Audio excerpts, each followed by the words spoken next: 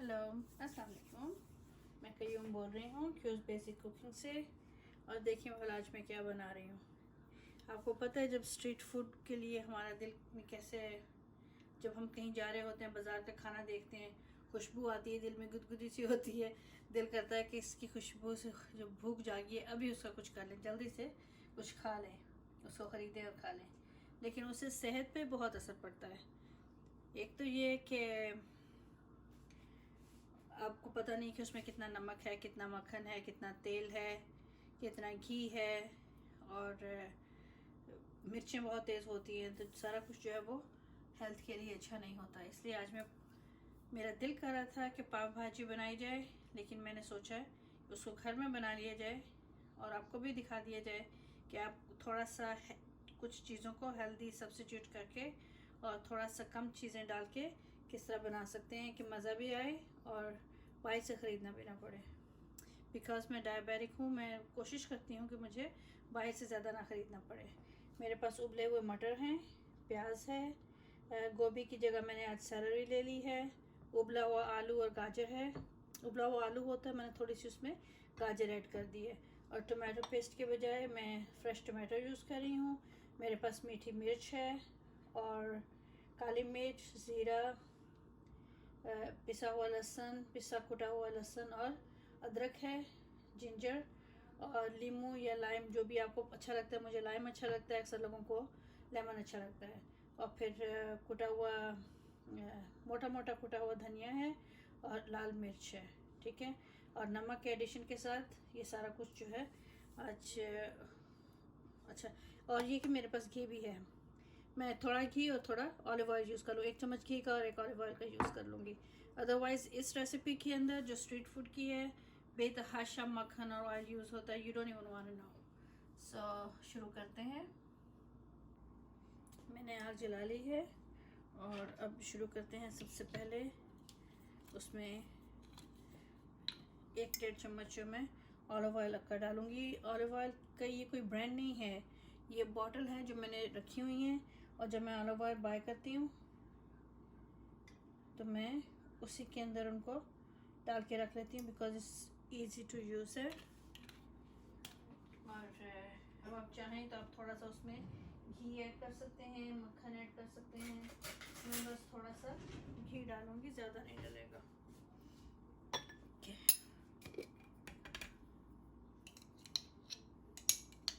आधा चम्मच भी चलेगा, इसलिए इसमें थोड़ा सा घी डाल दिया, थोड़ा सा जायका उसका जो है वो स्ट्रीट वाला बनाने के लिए। सबकी तरह मुझे भी स्ट्रीट फूड बहुत अच्छा लगता है, लेकिन क्या करें फिर। ओके, तो सबसे पहले मैं इसमें ज़ीरा डालूँगी।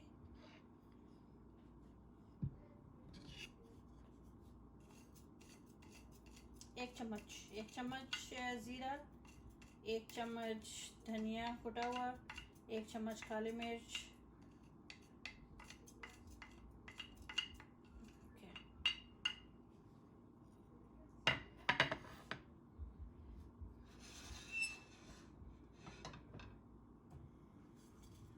जब ये तड़कने लगेगा फिर उसके अंदर मिर्च डाल देंगे। बस ऐसे बारी बारी करके ना सब कुछ उसमें डलता जाएगा। मैं कैमरा आगे लेके आती हूँ। ओके, अब आपको ये नज़र आ रहा है, ठीक है। जो ज़ीरा है वो तड़कना शुरू हो गया, तो उसके अंदर मैं मीठी मिर्च डाल रही हूँ। आप ग्रीन शिमला यूज़ करें, रेड शिमला यूज़ करें, जो भी आपके पास अवेलेबल है। इससे इसमें जो खुशबू है वो डबल हो जाएगी।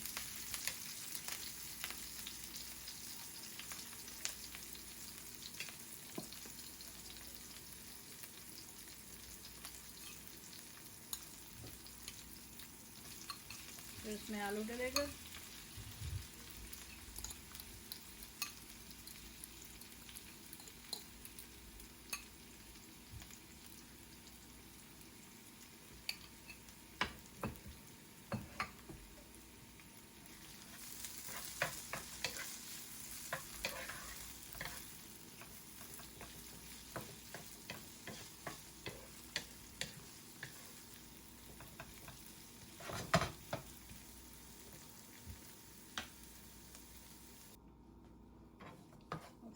हमारा पक रहा है, खुशबू बहुत अच्छी आ रही है। मैं इसके अंदर अभी ये मटर डालने वाली हूँ। ये प्री कुक्ड हैं ऑलरेडी, बॉईल किए हुए आलू गाजर मटर सब मैंने बॉईल करके रख लिए थे। फिर सैलरी जो है वो इसके अंदर मैं अब डाल रही हूँ। उसमें थोड़ा सा क्रंच जो है वो मुझे अच्छा लगता है। और टमाटर भी डाल दूँगी और फिर सबको पकाऊंगी। तड़का इसका मैं बाद में बनाऊंगी, मसाले बाद में डालूंगी।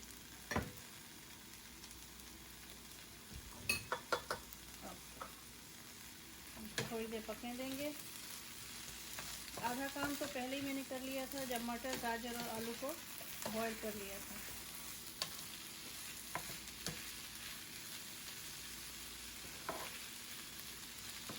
चंद मिनट इसको पकने देंगे, ये 10-15 मिनट में बन जाता है।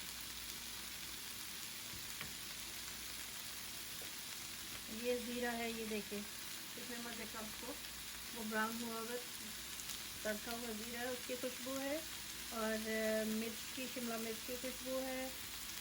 और ये सारा कुछ मिलके बहुत अच्छा स्मेल करने लगता है।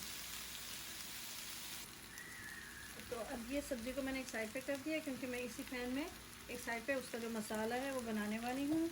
और उसके लिए मुझे थोड़ा सा olive oil like around 1 teaspoon और ऐड करना पड़ रहा है।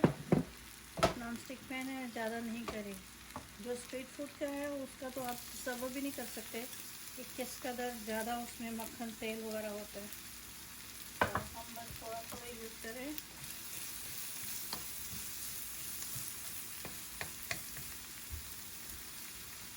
प्याज ज़रा सा नरम होता है तो इसमें बाकी चीज़ें मैं डाल दूँगी।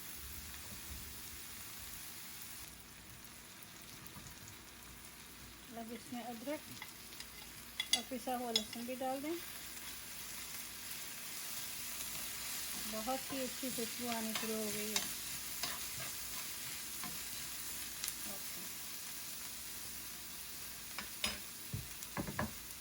अभी ज़रा सा ये पकता है तो उसमें बाकी भी स्पाइसेस हैं वो मैं डाल दूँगी।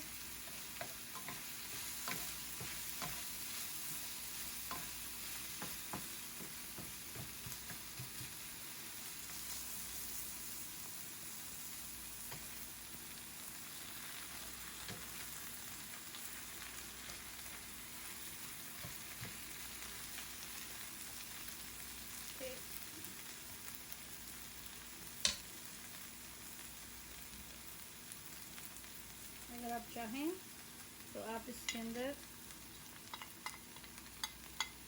जो होते हैं मस्टर्ड सीड्स वो भी डाल सकते हैं। उर्दू में क्या बोलते हैं मस्टर्ड सीड्स को, याद नहीं, बस वो इतनी अच्छी आ रही है कि सब भूल गया। ओके, अब इसके ऊपर आप लीमू निचोड़ें। अगर आपको ज़्यादा चाहिए थोड़ा चाहिए, ऑलवेज आपकी मर्ज़ी होती है। मुझे तो लेमन ज़्यादा अच्छा लगता है, मैं थोड़ा सा लेमन भी उसके ऊपर निचोड़ दूँगी। और क्या खुशबू आई है।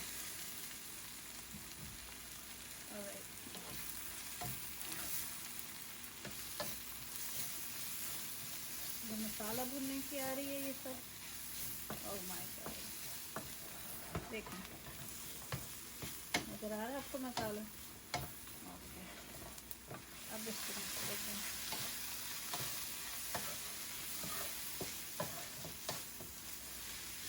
वैसे लोग इसको प्रेशर कुकर में भी सब गला लेते हैं, मसाला बना के तो उसमें सारे वेजिटेबल्स डाल के। मैंने गोभी की जगह सैलरी एंड गाजर डाली है। गोभी भी डाल सकते हैं, गोभी डालें और शिमला मिर्च डालें, मटर आलू डालें, सबको मसाला बना के प्रेशर कुकर में अच्छे से गला लें। उसके बाद फिर उसको पैन में निकाल के, अपन आपको खुशबू नहीं आ रही, जो मुझे आ रही है वो आपको नहीं आ रही, इसलिए मैं आपको बता नहीं सकती मेरी भूख अभी से कितनी जाग गई है। मैं क्या कर रही हूँ, मैं इसमें साइड पे थोड़े से मस्टर्ड सीड डाल रही हूँ। ज़रा से तड़क जाते हैं तो मैं उसको मिक्स कर दूँगी उसमें। अब बेतहाशा ऑयल डाले बगैर भी काम हो गया हमारा।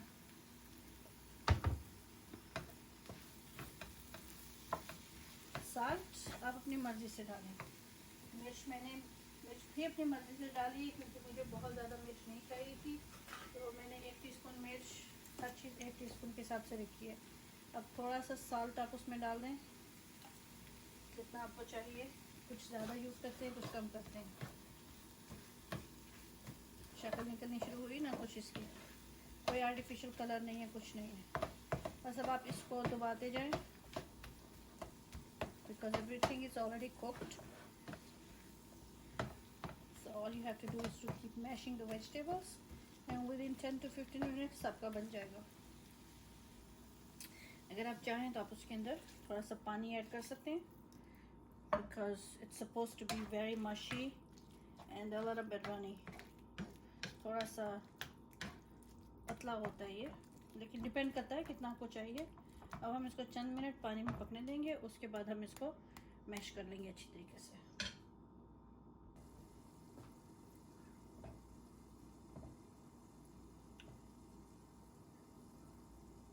जी ये देखिए, अब ये अच्छे से पक रहा है, काफ़ी सॉफ्ट हो गया है, खुशबू भी बहुत अच्छी आ रही है।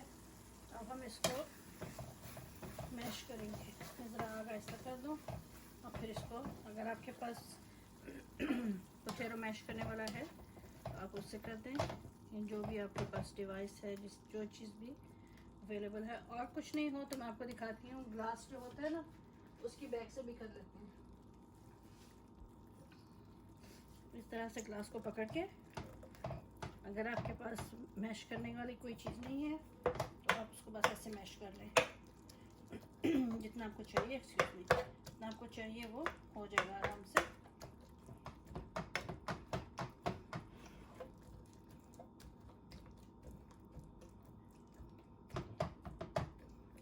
अच्छा बन रहा है ना।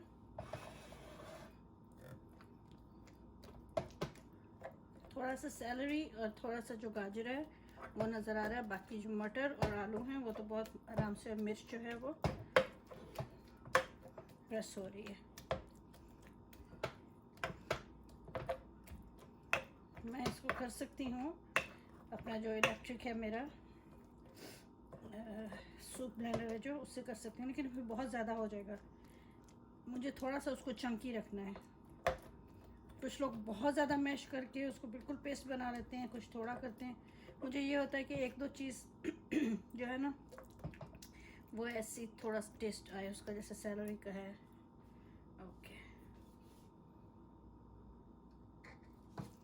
ठीक, ये बन गया है। अब दूसरी चीज़ ये कि मैं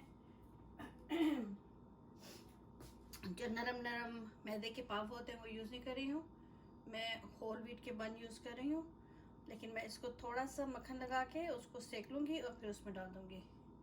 सो ये भी सब्स्टिट्यूट है एक मेरा। अब जबकि हमारी भाजी रेडी हो गई है, हम बारीक कटा हुआ धनिया भी उसमें डाल के मिक्स कर देंगे। आपको चाहिए अगर एक्स्ट्रा ऊपर से लीमू निचोड़ना है, कुछ भी करना है वो कर लीजिए। अब ये है कि हम इसको साइड पे रख करने लगे हैं ताकि हम अपने बन को सेक सकें। सिका हुआ बन बहुत मज़ेदार होता है इसके साथ।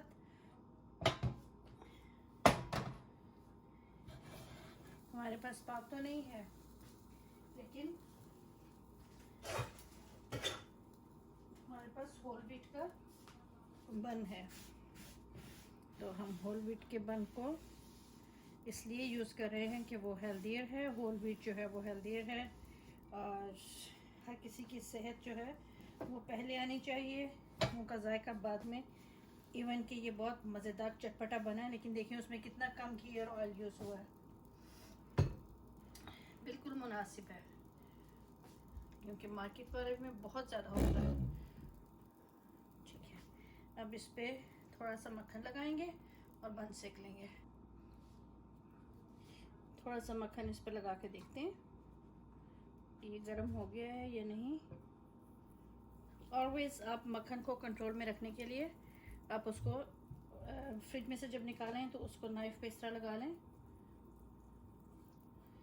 इससे कंट्रोल में रहता है, आपको पता है एग्जैक्टली। अब ये इतना काफ़ी है एक बन को सेकने के लिए।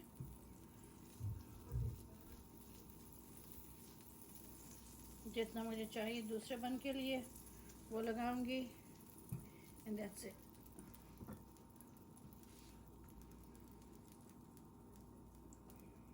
आग तेज कर देते हैं। जब ये ब्राउनिश सा सिक जाएगा उसके अंदर फिर भाजी लगा देंगे।